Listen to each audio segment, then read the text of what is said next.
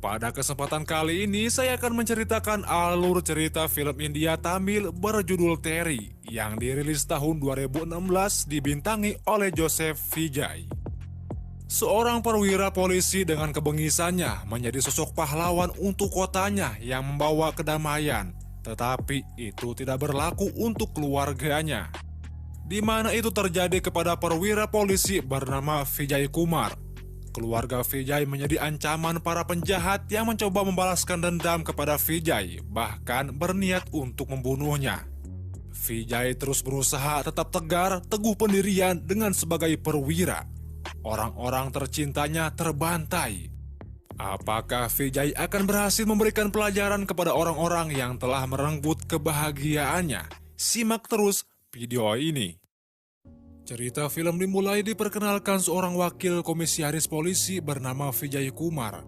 Kebengisannya tidak mengampuni bentuk apapun tindak kejahatan, membuat sosok Vijay sangat disegani musuhnya. Begitu juga ia sangat dicintai masyarakat, karena kerap kali membantu orang-orang yang tertindas. Di hari itu ia dibawa oleh ibunya karena akan dijodohkan dengan seorang wanita. Namun pernikahan itu tidak akan terjadi. Wanita tersebut yang enggan menikah dengan Vijay karena ia sudah mempunyai pacar. Begitu juga dengan Vijay yang tidak tertarik dengan wanita tersebut. Sepulang dari sana, di lampu merah Vijay mendapati seorang anak kecil yang meminta kepada Vijay untuk membeli tisunya. Vijay bertanya, "Kenapa kamu tidak sekolah?" Anak itu enggan menjawab. Lalu ibu Vijay memberinya uang. Namun anak tersebut menolak dan berkata uang tersebut tidak akan berguna baginya. Kalau ada, berikan saja makanan. Saudara anak itu datang melarang Vijay berbicara dengan mereka. Karena itu dilarang preman setempat dan anak itu akan mendapatkan hukuman. Preman tersebut datang mengingatkan kepada Vijay untuk tidak mencampuri urusannya atau ia akan membunuh Vijay. Lalu Vijay meminta kepada ibunya untuk menunggu di dalam mobil. Sedangkan Vijay biasalah akan membereskan preman-preman itu. Ternyata jumlah preman tidak sedikit yang Vijay kira. Namun apalah, jika keberanian sudah tertanam di dalam dirinya dan pertarungan pun terjadi.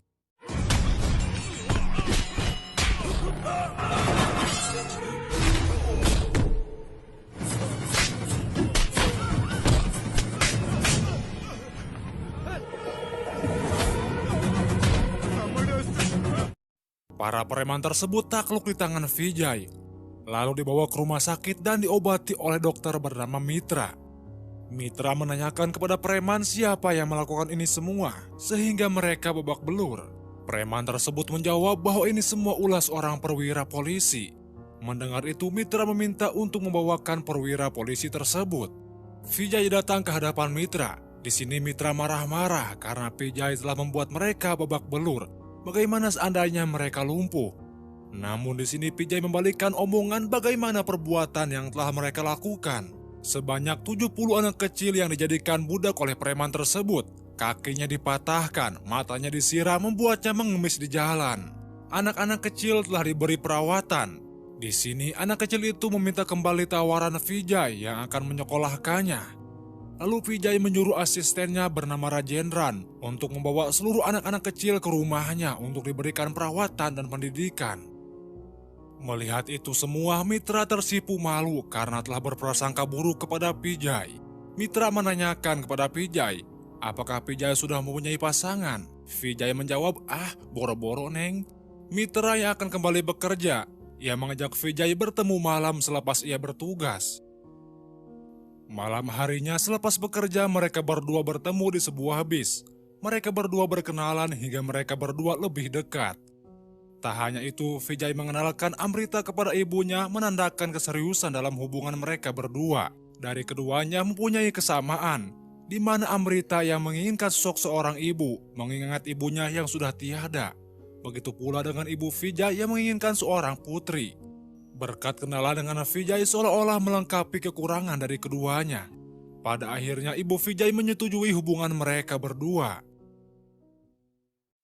Di malam harinya Vijay kedatangan seorang kakek yang ingin mengajukan keluhan bahwa putrinya bernama Raji yang bekerja sudah 3 hari belum pulang.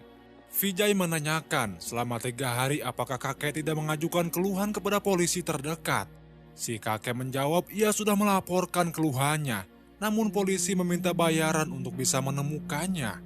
Lalu Vijay menanyakan kapan terakhir kali Anda berbicara dengan Raji. Si kakek menjawab pada Rabu malam sekitar jam 8. Raji mengatakan dia akan kembali ke rumah dalam 1 jam.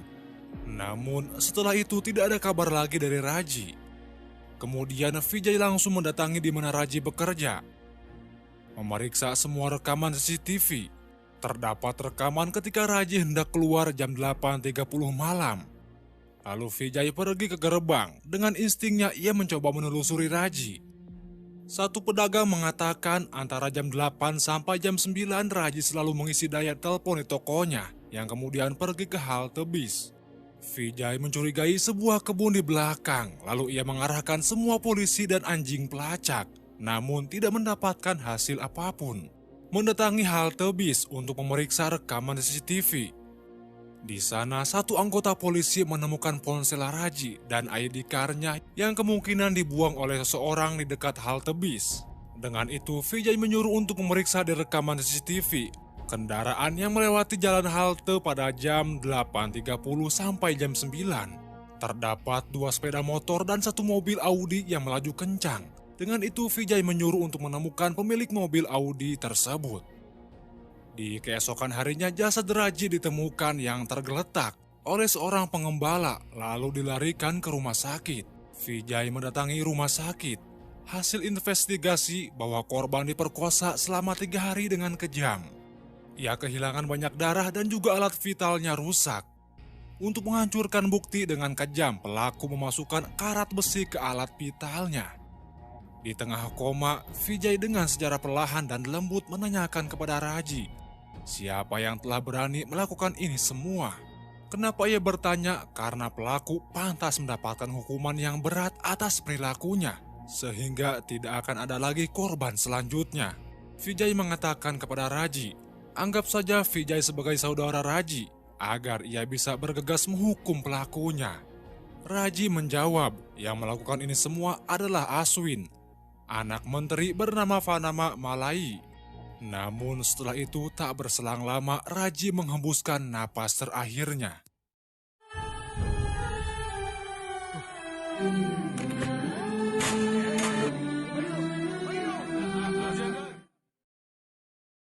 Setelah pemakaman, ayah Raji memohon kepada Vijay untuk menyeret pelaku ke pengadilan, serta memberikan hukuman yang lebih berat atas apa yang dilakukan kepada Raji.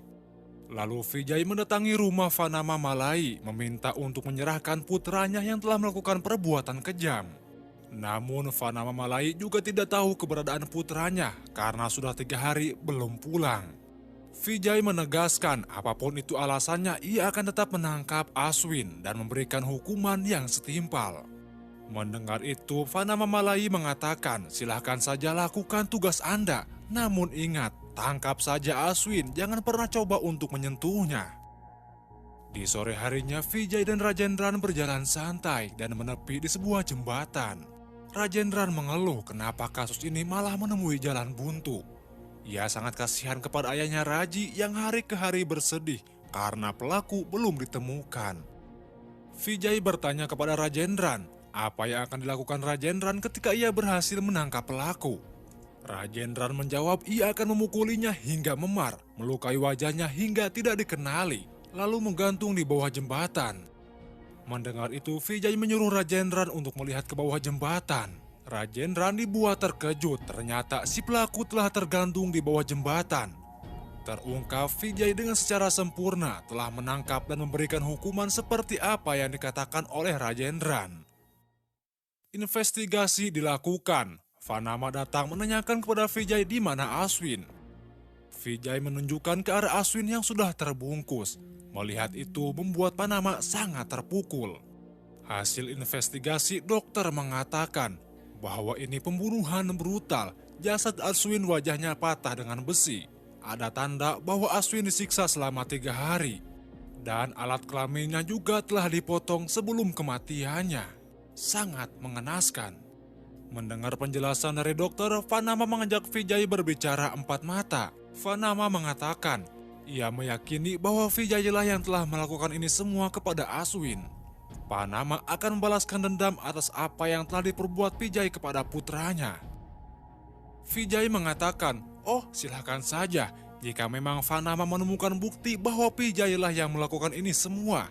Siapapun pelakunya, memang Aswin pantas diberi hukuman atas perbuatannya." Di keesokan paginya, Vijay dibawa oleh Mitra ke hadapan ayahnya, di mana di sana Vijay menyampaikan maksudnya bahwa ia berniat untuk menikahi Mitra. Ketika Vijay memberikan secangkir kopi kepada ayah Mitra, pembuktian jika ayah Mitra menerima kopi tersebut tandanya ia juga merestui hubungan mereka berdua. Namun, tiba-tiba anak buah Vanama menyerang mereka. Untungnya tidak ada satupun yang terkena tembakan. Vijay langsung membawa mereka ke tempat yang aman. Ia berhasil menghabisi anak buah Vanama. Namun ayahnya Mitra malah membawa pulang Mitra karena berhubungan dengan polisi hanya akan mendatangkan resiko besar. Dengan kesal, Vijay langsung mendatangi Vanama karena Vanama yang telah berani mengganggu pertunangannya. Di sini Vijay menegaskan bahwa anak buah kiriman Vanama tidak sama sekali mempan untuk dirinya. Mengingatkan jika Vanama terus mengganggu kehidupannya, Vijay tidak akan membiarkan hidup Vanama menemukan kedamaian. Setelah kepergian Vijay, Vanama memerintahkan adiknya bernama Ratnam untuk segera membuat rencana pembunuhan Vijay. Beberapa hari kemudian, di malam harinya Vijay menemui Mitra yang tengah pulang bekerja. Mengingat mereka cukup lama tidak bertemu, Vijay menanyakan kenapa Mitra menjauh darinya. Di sini Mitra mengatakan sekiranya hubungan kita tidak akan terwujud jika Vijay masih menjadi seorang perwira polisi. Memang Vijay seorang pahlawan untuk kota, tetapi tidak untuk keluarga. Hanya akan membawa resiko besar untuk keluarganya nanti kalau Vijay tetap menjadi seorang perwira polisi. Mendengar itu Vijay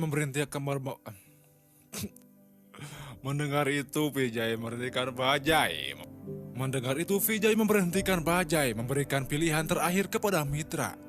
Mitra tidak menanggapinya. Namun tidak berselang lama Bajaj berhenti. Mitra menghampiri Vijay kembali bahwa sulit untuk jauh dari Vijay. Di sini Vijay mengatakan jauh di dalam cintaku padamu. Itulah caraku mencintai karirku sebagai polisi. Vijay tidak mau kehilangan keduanya. Mendengar itu membuat hati Mitra luluh kembali ke pelukan Vijay, memutuskan untuk segera melaksanakan pernikahan.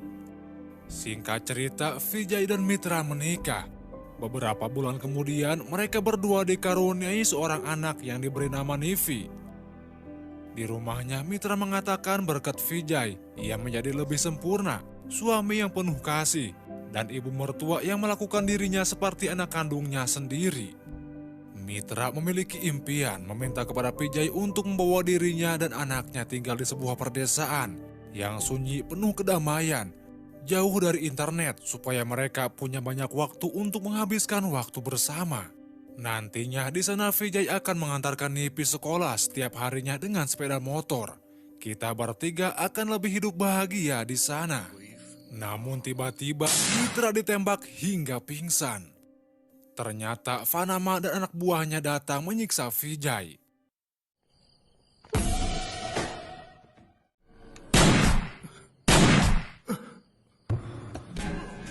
Menyeret mereka berdua yang sudah tak berdaya. Tak hanya itu, Ratna menembak ibunya Vijay hingga tewas. Dan kejamnya membiarkan Nivi di genangan air sendirian hingga tenggelam. Lalu anak buah Vanama menaruh gas kecil di microwave dan menyalakan kompor lalu langsung pergi. Mitra tersadar dari pingsannya. Mendengar Nipi menjerit, ia langsung bergegas pergi dengan tubuh yang sudah tak berdaya. Terkejut melihat ibu mertua yang sudah meninggal. Lalu menyelamatkan Nivi. Membangunkan Vijay dan berkata, meminta untuk yang terakhir kalinya. Jika nantinya Vijay tetap menjadi seorang perwira polisi, tinggalkan Nivi di sini. Namun jika memang Vijay seorang ayah yang baik, bawa Nivi ke dalam seperti impianku. Setelah itu, Mitra meninggal dunia di pangkuan Vijay. Vijay sangat bersedih dan tak berdaya. Bagaimanapun ia harus menyelamatkan Nivi. Tak berselang lama, gas meledak dengan hebat membuat rumah hancur berkeping. Atas kejadian tersebut, media digemparkan dengan kematian Vijay Kumar. Semua orang mengira bahwa Vijay telah meninggal dalam kejadian ledakan tersebut. 5 tahun kemudian terungkap ternyata Vijay Kumar masih hidup, berganti nama menjadi Joseph. Di sana ia membesarkan Nivi seperti mana yang diimpikan oleh Mitra. Di pagi harinya selalu mengantarkan Nivi sekolah dengan sepeda motornya meski sering terlambat. Hal itu membuat guru bernama Ibu Ani selalu mengherankan kenapa sering terlambat. Namun ia tak bisa memarahinya karena tertarik kepada Vijay. Kerap kali Nivi seringkali menjodoh-jodohkan Ibu Ani dengan Vijay. Bersama asisten setianya, Vijay membuka usaha dagang roti. Suatu hari, Vijay terlambat menjemput Nivi. Nivi kesal menceritakan bahwa temannya bernama Kuta telah memukulnya. Vijay menanyakan apakah Nivi membalasnya. Nivi menjawab tidak, karena Vijay selalu mengejarkan kasih sayang bukan perkelahian. Vijay mengatakan jika Nivi tidak bersalah, berikan pelajaran kepada Kuta, sehingga Kuta menyesali perbuatannya dan tidak lagi mengulangi perbuatannya kepada Nivi atau orang lain. Mendengar itu lalu Nivi pergi untuk memberikan pelajaran kepada Kuta. Keesokan paginya, Ibu Ani datang untuk menjemput Nivi. Vijay terbangun dan mengucapkan I love you kepada Nivi. Di sini Ibu Ani kegeeran, dia kira Vijay mengucapkan itu kepada dirinya. Tak berselang lama, Vijay mendapatkan kabar bahwa Nivi kecelakaan di dekat rel kereta api.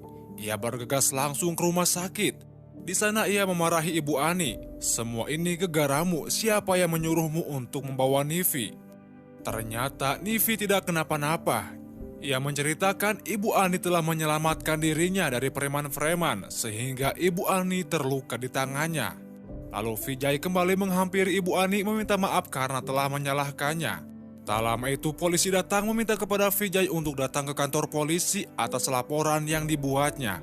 Vijay heran, ternyata yang membuat laporan adalah Ibu Ani. Mendengar itu Vijay kesal kenapa Ibu Ani membuat laporan mengatasnamakan Nivi. Ibu Ani menjawab karena ia takut preman-preman menyelakai Nivi kembali. Tak terima, Vijay didampingi Ibu Ani datang ke kantor polisi untuk mencabut kembali laporan tuduhan terhadap preman. Vijay menandatangani pencabutan laporan tersebut. Tak lama itu, inspektur datang menanyakan karena merasa pernah bertemu dengan Vijay di saat training di kepolisian. Namun Vijay berdalih, menjawab bahwa namaku Joseph. Mungkin Pak Inspektur itu hanya salah lihat. Karena Vijay juga tinggal di desa ini dan berjualan roti. Lalu Vijay pergi, Pak Inspektur berteriak dengan menyebut nama Vijay Kumar. Sialnya Vijay malah menoleh. Hal itu membuat Ibu Ani curiga dan heran. Pulang dari sana Ibu Ani langsung mencari tahu siapa sebenarnya nama Vijay Kumar yang disebutkan Pak Inspektur. Sedangkan di rumah Vijay kedatangan preman karena Vijay telah membuat laporan kepada polisi. Vijay menjelaskan bahwa yang membuat laporan bukan dirinya, tetapi Ibu Ani. Preman yang tetap tidak terima menghajar Vijay dan terjadilah perkelahian.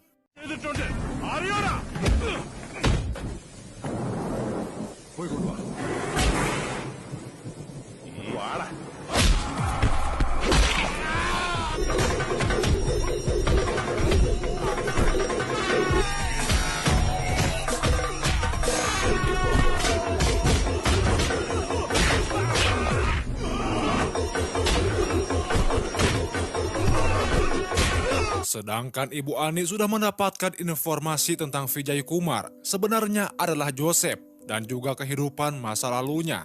Ibu Ani datang ke rumah Vijay terkejut dengan Vijay yang sudah menghabisi para preman-preman itu. Vijay memberikan isyarat kepada Ibu Ani yang sudah mengetahui dirinya, meminta untuk tidak memberitahu kepada Nivi. Ibu Ani yang penasaran menanyakan kepada Rajendran apa yang sebenarnya terjadi kepada kehidupan Vijay dan Mitra. Karena ia peduli terhadap Nivi. Rajendran menjelaskan bahwa benar Joseph adalah Vijay Kumar, seorang polisi bengis. Kehidupannya hancur di saat ia berurusan dengan Vanama Malai. Mitra dan ibunya tewas atas balas dendamnya Vanama kepada Vijay. Karena Vijay telah menghukum anaknya Vanama hingga tewas. Dan dia di sini sekarang untuk menjalankan sebagaimana impiannya Mitra. Mendengar itu, Ibu Ani meneteskan air mata mendengar cerita pedihnya kehidupan keluarga Vijay. Beralih kepada Vijay yang mendatangi kepala preman untuk meminta maaf karena ia telah menghajar anak buahnya. Ia tak sepenuhnya bersalah, yang dilakukannya hanya melindungi putrinya. Kepala preman berjanji tidak akan mengganggu putrinya lagi. Setelah Vijay pergi, kepala preman menyuruh anak buahnya mencari tahu latar belakang siapa Vijay. Keesokan paginya, Vijay mengantarkan Nivi kunjungan sekolah. Ia khawatir karena tidak bisa mendampingi Nivi. Nivi pergi bersama teman-temannya. Tak lama dari itu, ia mendapatkan telepon. Ternyata yang menelpon adalah Vanama. Ia mengetahui bahwa Vijay Kumar masih hidup. Yang mengejutkan bahwa bis yang ditumpangi Nivi sudah bagian rencananya. Bis tersebut terjun dari atas jembatan. Melihat itu, Vijay langsung berlari ngajol untuk menyelamatkan mereka. Dibantu nelayan, Vijay berhasil menyelamatkan orang-orang yang ada di dalam bis. Nivi berhasil diselamatkan. Namun ia sangat merasa bersalah karena harus melibatkan orang-orang yang tak bersalah. Tak lama, ia mendapatkan telepon dari Vanama, di mana Vanama mengatakan secupu itu ke Vijay bersembunyi dari ketakutan dan mengatakan bahwa Vanama sedang berada dalam perjalanan untuk membunuh Vijay. Setelah mendapatkan telepon, ia malah tertawa, merasa ditantang jiwa perwiranya meronta-ronta bangkit kembali. Di malam harinya, Vijay mendatangi kantor polisi dengan mengenakan kembali seragam perwiranya. Dengan tegas, Vijay memberikan hukuman setimpal kepada Kari dengan menggantungnya hingga kos lalai. Melihat itu, Ganesan pingsan karena ruas. Di keesokan paginya, investigasi dilakukan. Ketua komisaris langsung turun tangan, menanyakan kepada Ganesan siapa yang membunuh Kari, karena satu-satunya orang yang bersama Kari ialah Ganesan. Ganesan menceritakan bahwa yang membunuh Kari ialah Vijay Kumar. Mendengar jawaban tersebut, ketua komisaris sangat tidak percaya bagaimana bisa orang mati hidup kembali. Malah menyuruh anggota membawa Ganesan untuk diperiksa psikologinya. Melalui media, semua orang digemparkan dengan kembali munculnya Vijay Kumar ke permukaan. Ada yang percaya, ada yang tidak. Namun jika memang terjadi, mereka sangat bahagia karena Vijay kerap kali membela orang-orang yang tertindas dan menegakkan keadilan. Vanama yang melihat berita tentang isu Vijay, ia menuduh bahwa ini semua hanya sandiwara belaka Departemen Kepolisian untuk melengsarkan dirinya dengan mengkambing hitamkan Vijay secara misterius. Konflik internal terjadi di mana antara adik dan kakak sedang tidak akur. Atas terbunuhnya Kari, Ratna menuduh ini semua hanya permainan Vanama saja yang ingin meredupkan proyek yang telah Ratna bangun. Namun Vanama mengatakan, "Saya juga korban, bos." Ia mengingatkan setelah ini incaran Vijay adalah dirinya dan Ratnam. Namun Ratnam tidak percaya, malah menuduh kembali Vanama yang telah merencanakan pembunuhan kepada dirinya. Ratnam pergi ke proyek karena mendapatkan kabar tentang tewasnya pegawai. Sontak yang membuat seluruh pegawai ketakutan dan mengajukan undur diri dari proyek tersebut. Proyek yang setengah jadi, sayang jika tidak diteruskan. Lalu Ratna membisikkan kepada mandor untuk menaikkan gaji para pegawai supaya mereka mau kembali bekerja. Dengan mengatakan mereka orang butuh uang. Jika gaji dinaikkan, yakin mereka takkan mundur. Lalu mandor mengumumkan kenaikan gaji. Tentu mendengar itu para pegawai mau tak mau harus kembali bekerja karena butuh cuan buat ngopi dan gorengan bakwan. Malam harinya, para pengawal Ratnam dikejutkan dengan sosok misterius. Yang tak lain tak bukan itu adalah Vijay Kumar. Lalu mereka mencari sosok misterius itu dan pertarungan pun terjadi.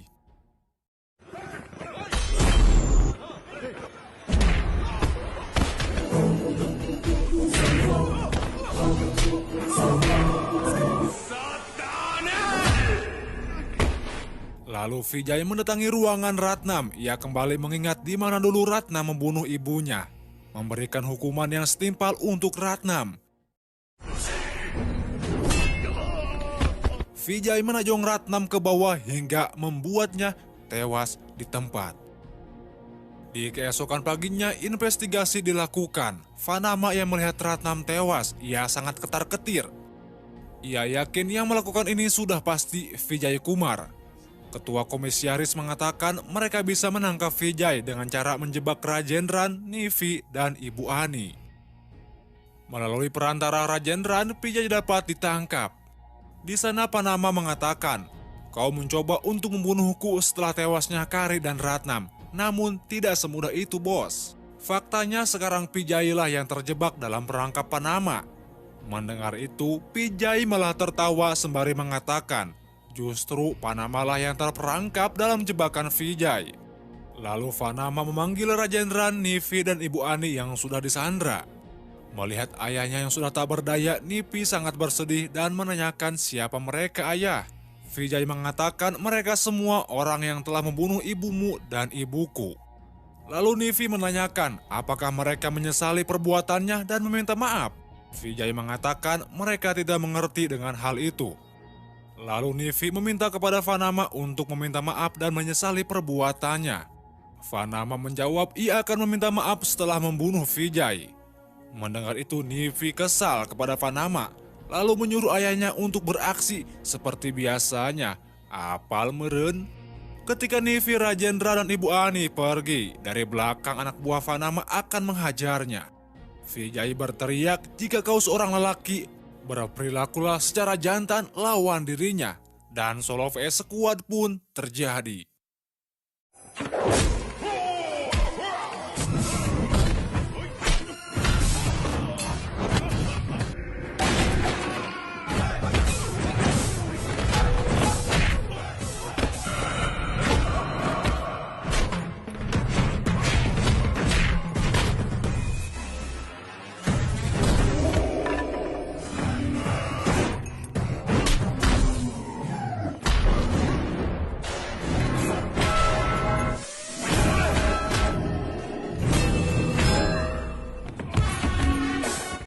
Setelah berhasil mengalahkan semua anak buah Panama, Vijay mengatakan, membunuhmu tidak sulit. Juga mengatakan kepada Panama, Vijay telah berhasil menjadi seorang ayah yang hebat, di mana Nivi masih memberi kesempatan kepada Panama untuk meminta maaf, meskipun Nivi tahu Panama yang membunuh ibunya. Berbeda dengan Panama yang gagal menjadi seorang ayah, di mana Panama malah membela dan melindungi putranya ketika melakukan kesalahan dan kriminal. Tak lama dari itu pasukan khusus datang untuk memeriksa karena merasa telah terjadi keributan di sana. Mereka tidak mendapatkan jejak apapun, namun tiba-tiba mereka dikejutkan dengan jasad Panama yang digantung dengan lehernya yang telah digorok. Konferensi pers dilakukan. Ketua Komisaris mengatakan kepada media bahwa polisi akan segera menyelidiki tentang kasus pembunuhan tersebut dan menangkap pelakunya. Satu jurnalis mengatakan tentang isu rumor Vijay Kumar. Ketua Komisaris menyangkal bagaimana bisa orang yang sudah mati hidup kembali. Jurnalis yang lain menyimpulkan bahwa korban ialah orang-orang yang kebal hukum. Ini hanya strategi Departemen Kepolisian untuk melenyapkan para penjahat yang kebal hukum dengan taktik hantu. Mendengar itu, Ketua Komisaris mengatakan, "Mulai sekarang kau jangan jadi jurnalis dengan menulis, tapi berimajinasilah." Hal itu membuat semua orang tertawa. Satu jurnalis yang lain juga mengatakan, benar atau tidaknya tentang rumor kembalinya Vijay Kumar yang terpenting, berkat bayang-bayang Vijay Kumar kejahatan di kota ini semakin berkurang.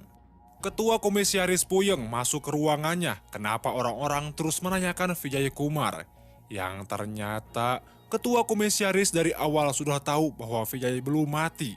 Vijay Kumar dan Komisaris bekerja sama untuk melenyapkan orang-orang yang kebal dari hukum. Beberapa tahun kemudian Nivi telah tumbuh dewasa dan Ibu Andi dijadikan istrinya. Sedangkan Rajendran tetap menjadi asisten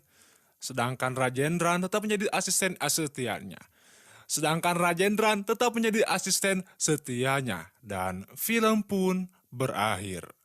Dan itulah alur cerita film India Terry. Terima kasih yang menyempatkan waktunya. Saya admin undur